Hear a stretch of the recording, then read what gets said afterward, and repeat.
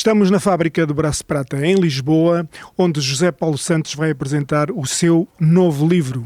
Chama-se Serendipidade e é um conjunto de crónicas publicadas no jornal O Cidadão.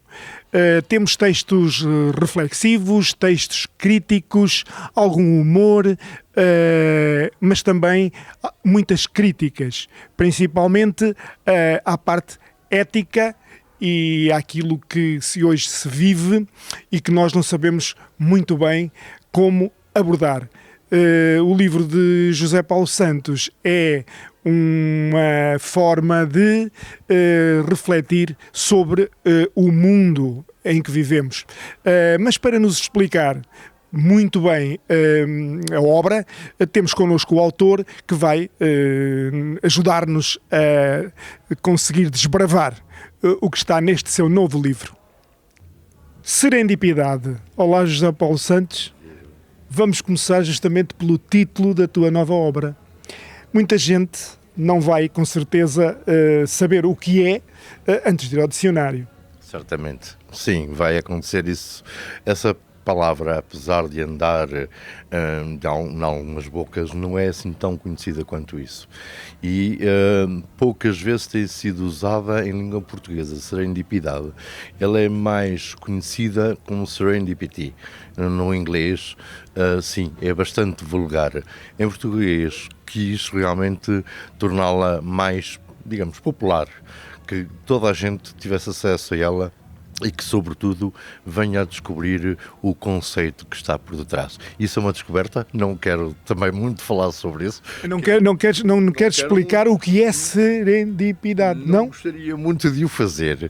Prefiro manter este mistério, esta magia, para as pessoas irem descobrir, porque está tudo muito claro dentro deste livro, dentro destas crónicas, e não só. O que vem lá dentro vai explicar muito desta palavra. Deixo realmente a curiosidade no ar.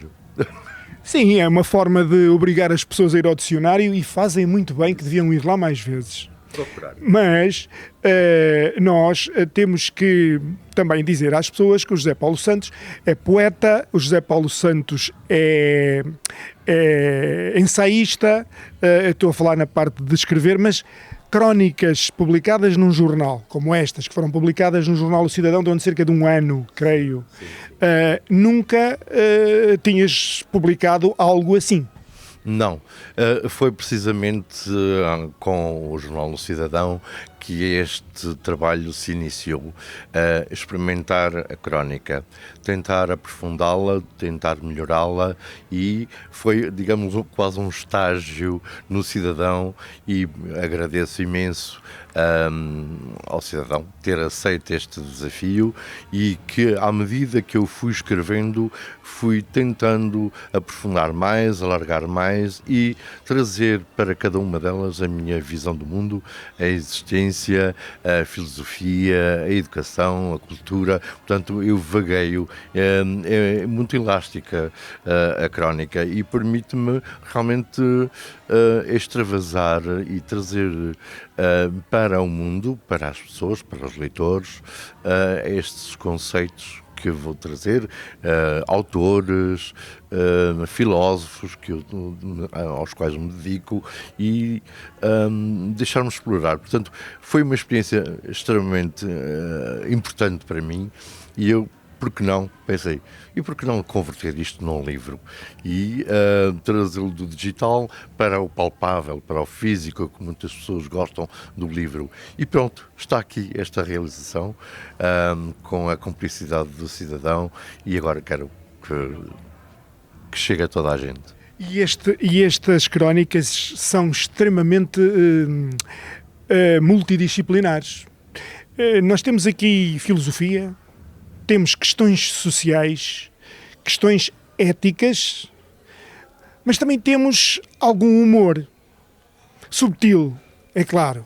Não aquele humor direto de nos fazer dar gargalhadas, mas aquele humor de nos fazer sorrir depois de ler um texto. Isso é propositado. Sim, eu gosto muito do humor muito subtil, espero que tenha trazido esse humor inteligente também, e que faça esboçar um sorriso, quanto mais não seja. Não são de gargalhadas de forma alguma, mas quero que as pessoas sintam que também há uma parte de divertimento, ou seja, também sou divertido. E é verdade que não exploro muito esse campo em mim, mas creio que vai haver ali momentos interessantes neste livro. Nos tempos atuais, qual a importância que tu dás a este tipo de textos que escreves, que são muito interessantes e devem ser lidos com atenção? Que importância é que tu dás nestes tempos atuais a este tipo de textos e à possibilidade dos jovens precisarem de lê-los? Ora bem, por um lado é assim, aquilo que eu escrevia antes, bastante, e continuo a escrever, é poesia. A poesia é densa, não é? É mais de muita metáfora. E aqui eu tento tratar de assuntos sérios, do dia-a-dia, do cotidiano, assuntos existenciais. E gostaria muito que estes temas fossem abordados no campo pedagógico, que fossem discutidos em salas de aula, porque tratam de assuntos do dia-a-dia. Como é que poderemos olhar com um olhar crítico, e não só, mas com profundidade, e explorar vários campos, várias dimensões, nomeadamente a literatura, a cultura, as artes, como falaremos certamente a seguir, e tudo isto se pode conjugar numa só crónica. Portanto, é muito plástica, portanto, é maleável, e eu creio que os jovens, porque elas também estão escritas de forma simples, tento abordar os temas de forma simples, não complicando, porque já a vida por si própria já é complexa. Portanto, simplificar um texto, e que um texto que é uma crónica que é relativamente curta, com uma introdução, meio e fim, que possa ser explorada pelos professores. E temos aqui, entre nós, uma peça muito interessante e muito importante para o teu livro. É a que dá a imagem de capa, é feita pelo escultor Ângelo Ribeiro. Disse bem? Ângelo Ribeiro. Exatamente. É o nome do escultor. Além das ilustrações que estão dentro do próprio livro. O que é que te levou a fazer um livro de crónicas com desenhos lá dentro, ilustrações lá dentro? Surgiu essa ideia de conjugar o texto com a arte pictórica, o desenho, e, por que não, transformá-la depois, corporizá-la, ou seja, dar-lhe uma outra dimensão, uma dimensão tridimensional. E tudo isto foi discutido, e convidei o Ângelo, que é amigo de longa data, é um escultor que faz esculturas de grandes dimensões para parques, jardins, praças, de grandes dimensões mesmo, e eu disse, por que não agora olhar para, pedir-lhe, fazer-lhe esse convite, lê estes textos, e se eles te inspirarem, cria uma escultura. Gostaria muito de ver esse corpo sair das esculturas e tornar-se visível para todos. E então aconteceu essa magia. Não só ele transformou nesta escultura, mas também desenhou. Inspirou-se em várias, são 25 desenhos, na verdade, e criou desenhos que estão aí dentro.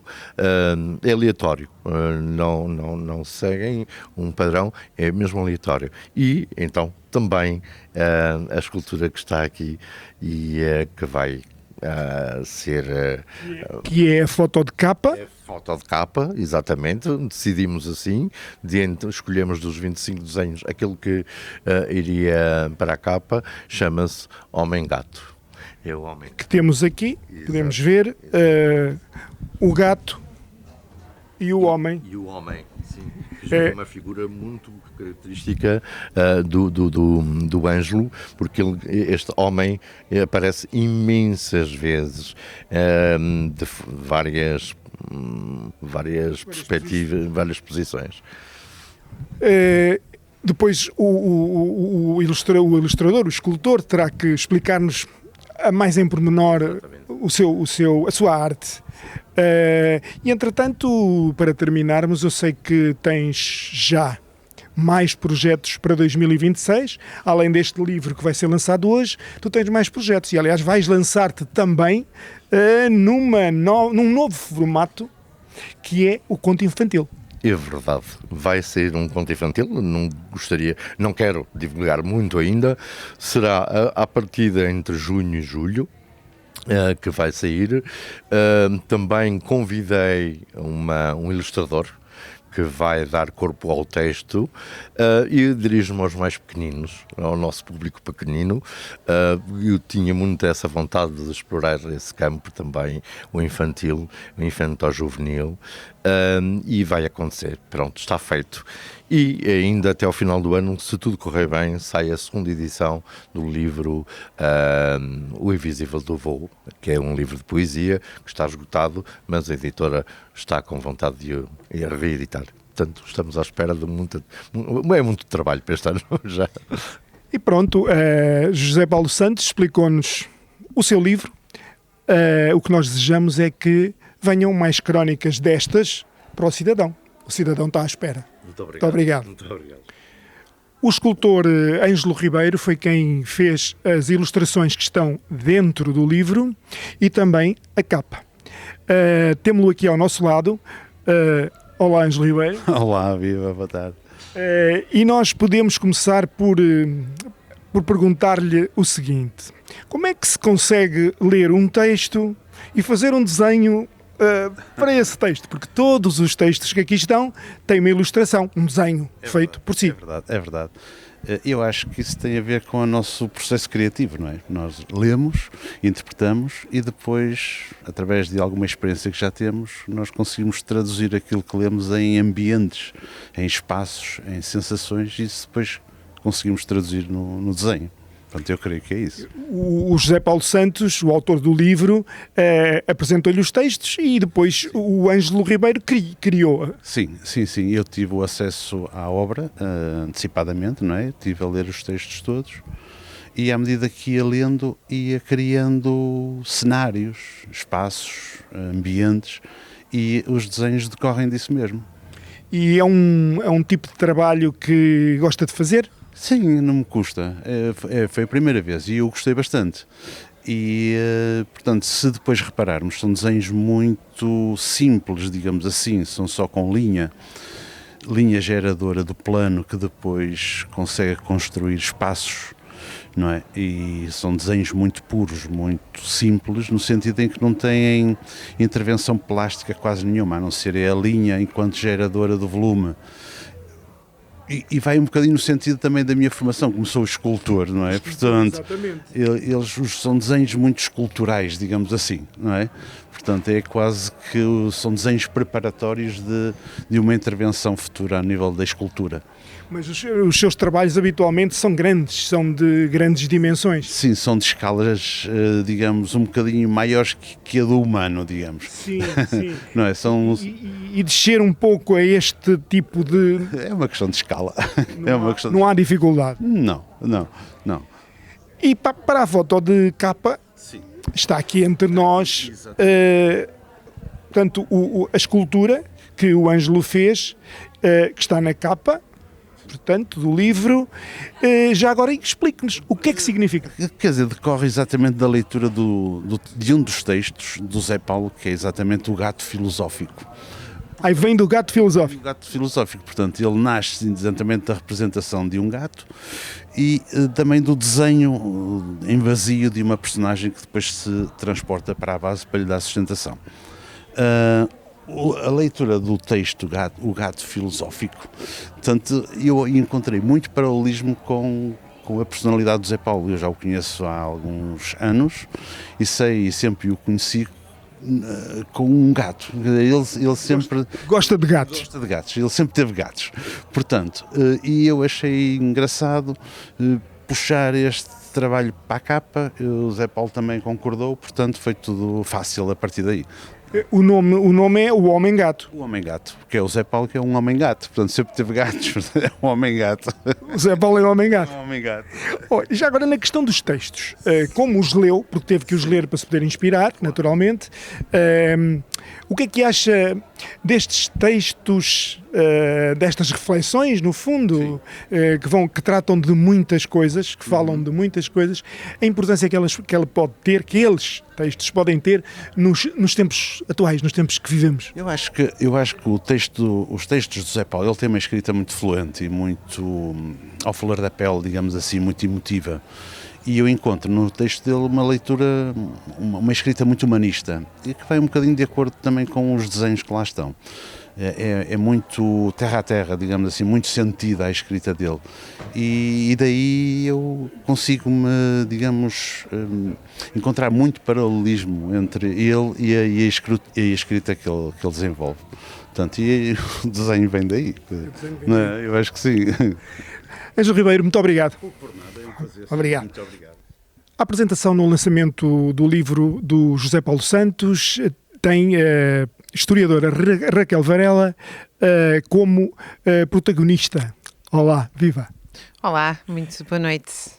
Como é que... Professor Onésimo, claro que ele é Sim, também. brilhante prefácio. Também, já conversámos com ele. Como é que chegou a este livro, ou como é que este livro chegou até si? Bom, chegou a mim pelo autor, que me desafiou a fazer uma leitura e a apresentação. Essencialmente foi assim. E leu os textos, aceitou vir falar no lançamento do livro. O que é que achou destes textos? Acho que são crónicas de um cidadão. São crónicas de um cidadão preocupado com o mundo, com as relações, com os afetos, com a política, com a educação. Crónicas muito... com caráter muito humano. E, portanto, é este pensar os vínculos, também um grande namoro com a poesia, embora seja a crónica, seja o tom dominante do livro. Exatamente. Portanto, são temas que, nos tempos que correm, que parece que estamos a perder um bocado o humanismo. Não sei, pode ser ideia minha, mas parece-me que o humanismo está a perder-se. São importantes estes textos, haver textos destes. Sim, é muito importante, embora eu não sei exatamente se o humanismo se está a perder ou se os Estados e os governos estão a mostrar uma face francamente desumana e, portanto, as classes sociais dirigentes tornaram-se naquilo que são como Píndaro, não é? Pequenos monstros. Mas eu penso que quando nós vamos às pessoas, a cada um, nós ainda encontramos fundamentalmente expressões de encontro, de vínculo, de humanidade, e este livro é uma expressão do resistir e do manter-se. Ele existe entre as pessoas, mas por parte de quem gera é que talvez tenha um pouco de falta de humanismo. Sim, quer dizer, eu não diria um pouco de falta de humanismo. Eu realmente penso que o mundo... quer dizer, as classes dirigentes, as classes proprietárias, as classes da grande concentração de riqueza são absolutamente monstruosas, são criminosos de guerra, são psicopatas sociais, estão a cometer um genocídio e a filmá-lo, suspenderam a forma mínima de direitos, liberdades e garantias no que diz respeito à relação com os países periféricos, nomeadamente os Estados Unidos e Israel, mas não só. Portanto, eu não acho que nós estamos simplesmente a viver mais uma crise, nós estamos realmente a viver um processo ao nível das classes dirigentes bastante revelador enfim, do Estado em questão. E já agora permita que lhe pergunte, também a cultura, uma vez que nós estamos aqui num ambiente em que há uma escultura, em que há texto, portanto, em que há literatura, como é que vê a forma de tratamento que está a ser feita à cultura em Portugal atualmente? Bom, isso dava para um debate muito grande, não é? Aqui também há ilustração. Só um bocadinho. Escultura e ilustração. Também há ilustração. Sim. Quer dizer, eu... poderia estar bastantes horas a falar sobre isso e ser muito chata, mas eu penso que o paradigma da indústria cultural, da separação entre produtor e consumidor, é um paradigma dominante na cultura, como é o paradigma da subvenção estatal e da subvenção estatal. Eu gostava de distinguir Estado de público, ou seja, há um controle estatal governamental e não uma vida pública democrática, porque eu acho que a cultura tem que ser evidentemente financiada, mas como um pulsar democrático público. E nós cada vez mais temos... aliás, esta cena patética da ministra se chamar Ministra do Desporto e da Cultura é assim, um volte-face salazarento, mas que diz muito sobre uma classe dirigente que apostou forte na direita e na extrema-direita, e como não tem quadros culturais, resolveu acabar com a cultura. Como não tem nada para mostrar, resolveu simplesmente ignorar e deixar de financiar a cultura.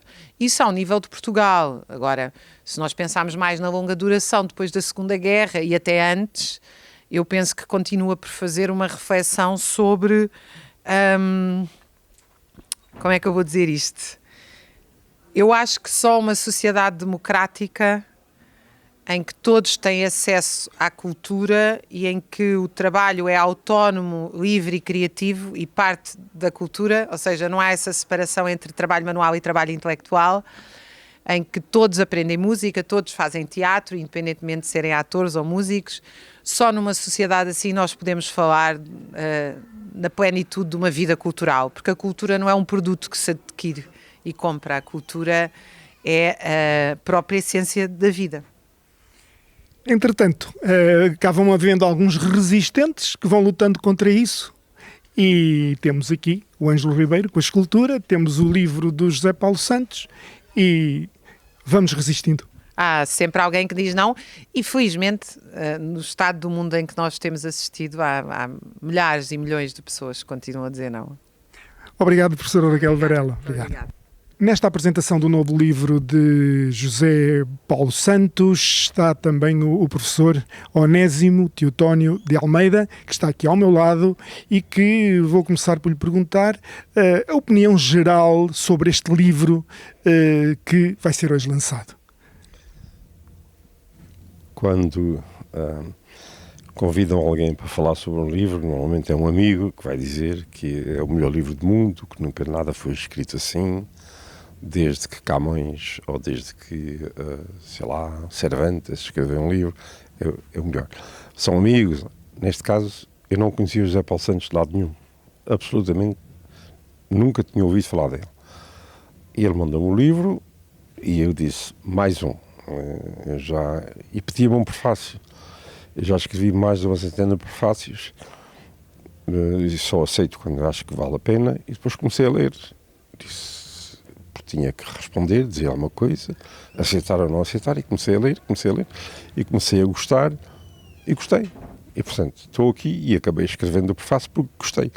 Tudo o que eu disser a seguir é só roubar tempo aos telespectadores, porque já está dito, eu gostei. Eu não conhecia o autor e passei a gostar da escrita, porque é uma escrita muito viva, muito interessante, muito anti-corrente, como eu digo aliás no prefácio. Hoje toda a gente fala mal de tudo, é uma treta, isto vai por aí abaixo, isto não vai para lado nenhum, não é? E de repente ler uma prosa tão cheia de energia, tão cheia de vida, tão a olhar para a frente, a ver se a gente sai da pocilga.